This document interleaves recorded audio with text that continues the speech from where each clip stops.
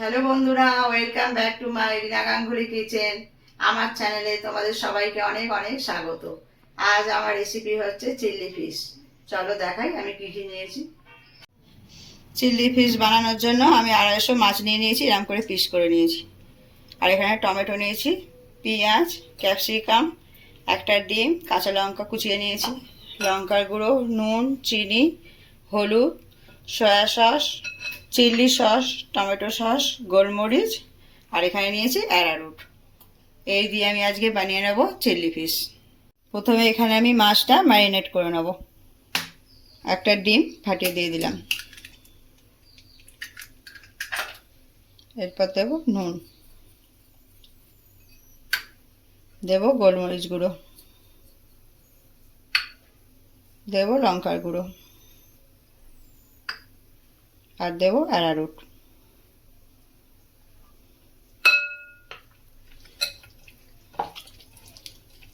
এটা ভালো করে মেখে নিতে হবে। এটা আমার ভালো করে মাখা হয়ে গেছে।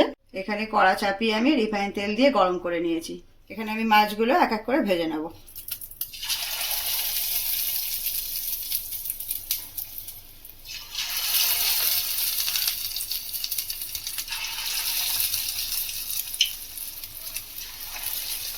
মাছগুলো সব ভাজা হয়ে গেছে আমার, এবার আমি তুলে নিচ্ছি। এগুলো আমি একই রকমভাবে ভেজে নেব।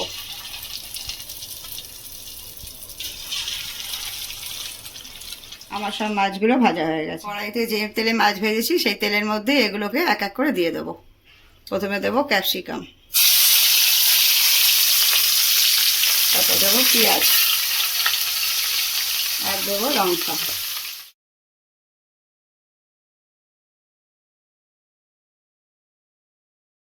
তেলের মধ্যে আমি যে ক্যাপসিকাম, পেঁয়াজ আর লঙ্কা দিয়েছিলাম সেটা ভাজা হয়ে গেছে। এবার এক এক করে সব কিছু দিয়ে দেবো। প্রথমে দেবো টমেটো, এবারে দেবো লঙ্কার গুঁড়ো, দেব নুন,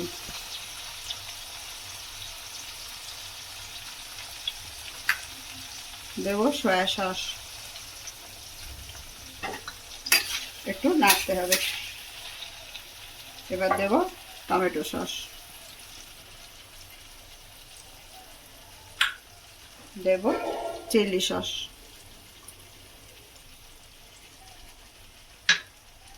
আর সামান্য পরিমাণে দেব হলুদ।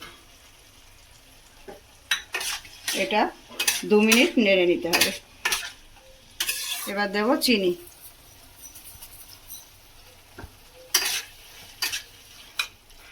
এবার এতে দিয়ে দেব সামান্য জল। এটা এখন একটু ফুটবে। আমার এটা ফুটে গেছে, এখন আমি মাছগুলো দিয়ে দেব।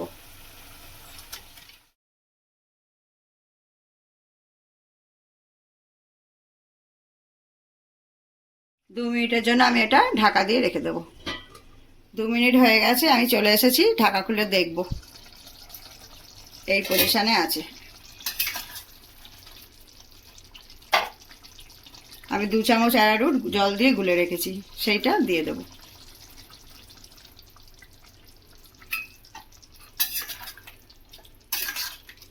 এই আমার চিল্লি ফিশ রেডি হয়ে গেছে।